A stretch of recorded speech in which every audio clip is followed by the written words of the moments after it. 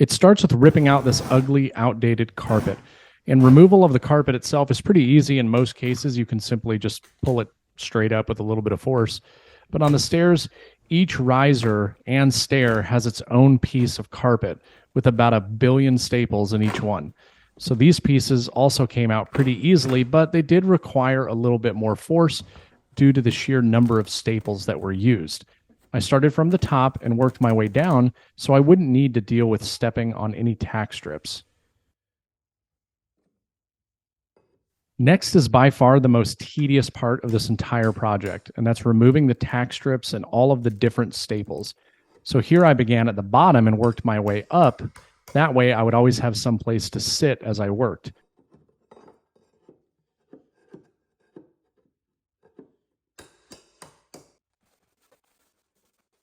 And I used a flathead screwdriver for the staples that held down the carpet pad, and I found needle nose pliers worked really good for all of the carpet and carpet staples.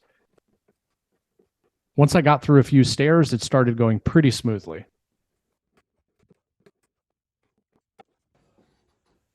Once all of the carpet and staples were removed, it was time to go ahead and cut back the bull noses.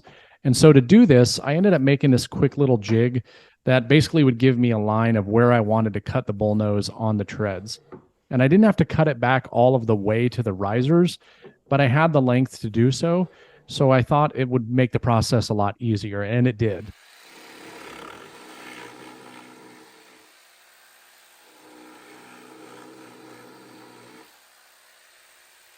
Once I marked the line, I then took a jigsaw and cut inside the line to not dig into the riser.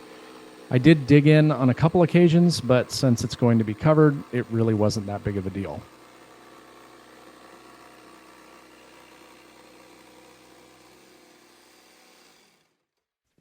Now, since I can't get the jigsaw all the way to the end, I did opt to finish it off and cut it with a multi-tool. And this is another instance where this tool is absolutely invaluable. I am able to easily cut everything back flush. I would like to say that I also did try to cut back the bullnose with a track saw using the plunge feature. And to be honest with you, just due to space constraints, I found the jigsaw to be much easier and much faster.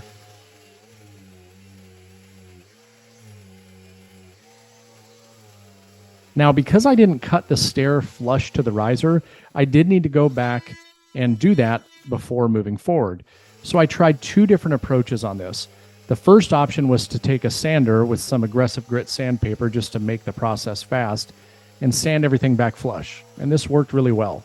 The second option, which I preferred, was to use a trim router with a flush trim bit. Unfortunately, I failed to record that part. I guess you're just going to have to take my word for it. But either way works just fine, but I did find the router to be a little bit faster.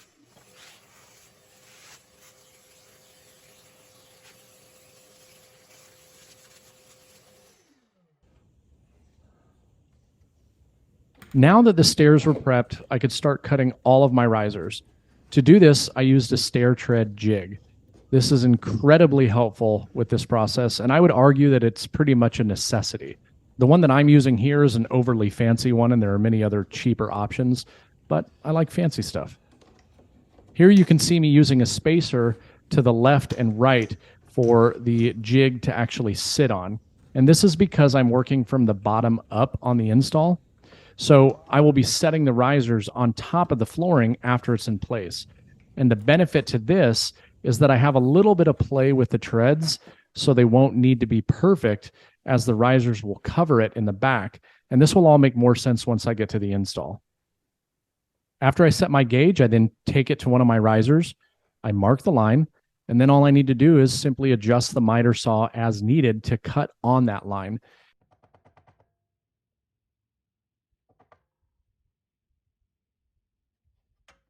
I will say that any adjustments that I did need to make were all less than 1 degree.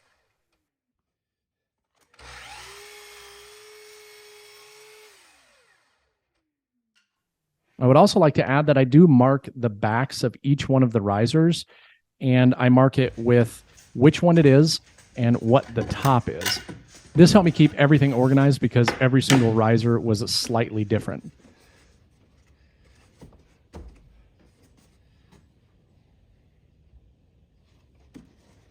After cutting each one, I then did a quick test fit and made any adjustments as needed.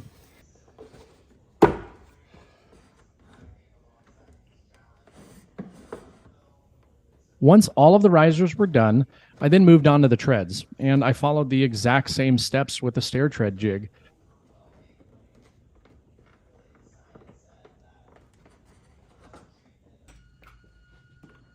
Only this time, when marking my lines, I had to include the nose molding and cut both at the same time.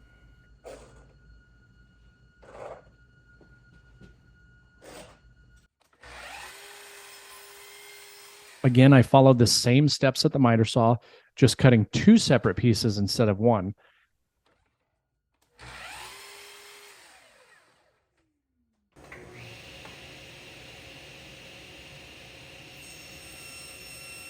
After the plank itself was cut to the right size, I then moved over and ripped the remainder that I don't need off at the table saw.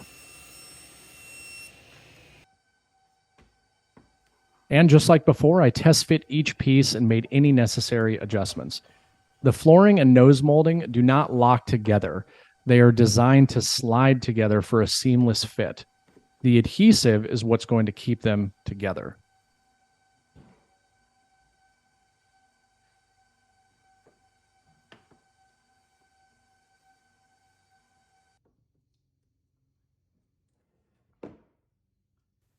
After all the treads were dry fit, I did the same thing and marked each pair and set them off to the side.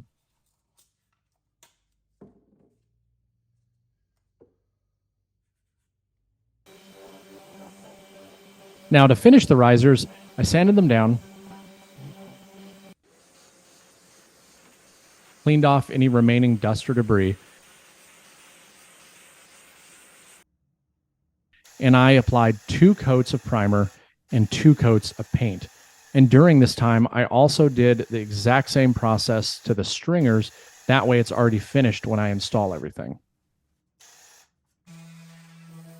Now, before installing the stairs, I did sand each one of them down with some 80 grit sandpaper just to rough the surface up a bit and to remove any excess paint that might be left behind. I did this to assist with the adhesion of the adhesive. Before applying any adhesive, I did one last cleaning of the stairs. As I stated earlier in the video, I worked from the bottom up. So here is the process that I went through. I added adhesive to the back of the riser and put it in place.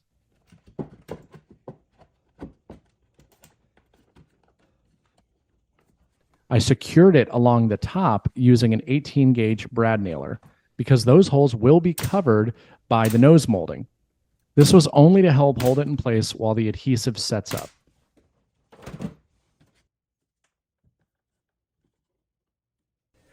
After that, I could move on to the flooring. Here, I applied the adhesive directly to the stair since it was a level surface. I did personally add a little bit extra to where the nose molding would go, as I know that this part is going to get the most stress on a daily basis. I also did a quick sanding to the back side of the nose molding just to help with the adhesion as well.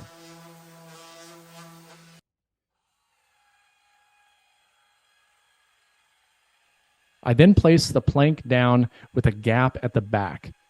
Removing the padding was not needed for this plank. Doing so would actually result in your nose molding being slightly higher than the plank itself.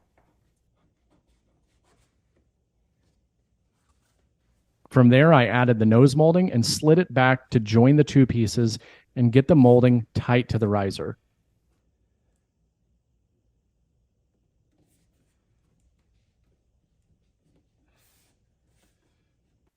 Once they were in place, I used my body weight to help spread out the adhesive and develop a strong bond.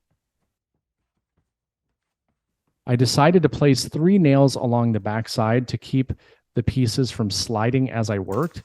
And finally, I added a few strips of blue tape to temporarily keep the plank and the nose molding together. Be sure to read the manufacturer's installation instructions regarding adhesive. Hewn calls for 100% silicone adhesive. Failure to use the correct adhesive for your product could result in an issue with a warranty claim. I let them sit for 24 hours and tried to limit any traffic on them to allow the adhesive time to cure. It was then time to remove the tape and apply caulk to any seams that might need it. Now, I will say, unless you are going to go to the trouble of scribing each piece, you will absolutely have some gaps that need filling. Why? Because it's very likely that the stringers are going to have bows in them. I applied a very small amount to the seams and then sprayed everything down lightly with a water and denatured alcohol mixture. You can do the same thing with water and soap, but this makes the cleanup really easy as the caulk will not stick to it. I removed the excess with my finger and followed that up with a damp rag.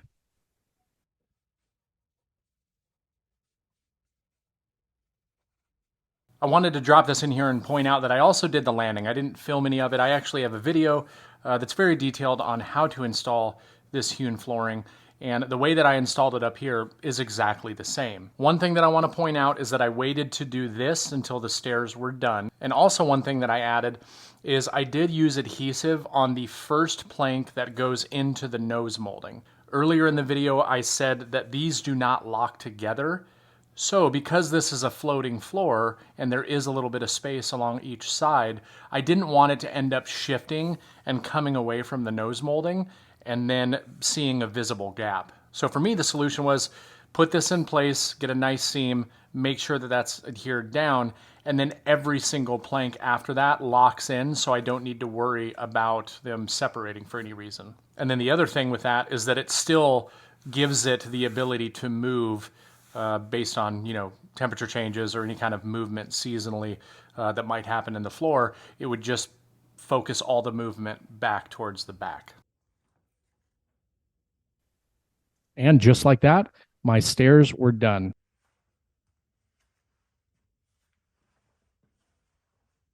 I'm very, very pleased with the end result, and I think these stairs are going to look great for years to come.